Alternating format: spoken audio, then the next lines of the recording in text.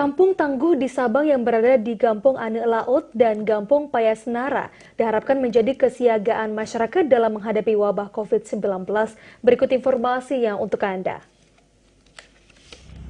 Inilah lahan 3 hektar yang ditanami masyarakat guna menjadi ketahanan masyarakat di tengah pandemi COVID-19. Kampung Tangguh ini merupakan program 100 hari kerja dari Kapolri.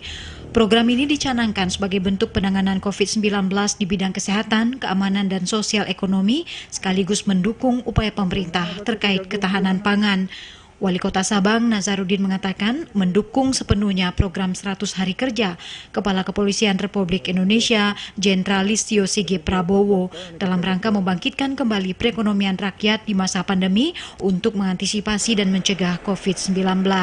Sementara Kapolres Sabang AKBP Muhammadun SH menyampaikan rasa terima kasih kepada pemerintah Kota Sabang yang turut membantu pihaknya menjalankan Kampung Tangguh yang saat ini terdapat di Gampong Ane Laut, Gampong Jaboy, dan Gampong Payasenara.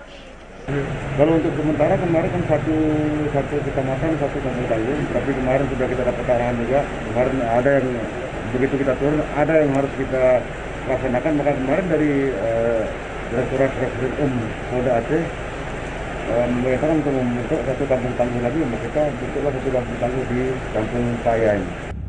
Kapolres Sabang menyebutkan pihaknya bersama pemerintah Kota Sabang terus berkoordinasi melalui Dinas Pertanian dan Peternakan untuk memberikan arahan, masukan, dan juga pembinaan kepada masyarakat setempat agar dapat mengelola ketahanan pangan dalam menghadapi dampak pandemi COVID-19.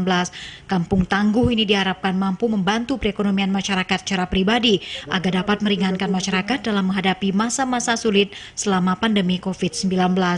Dari Sabang, Mahfud TVRI Aceh melaporkan.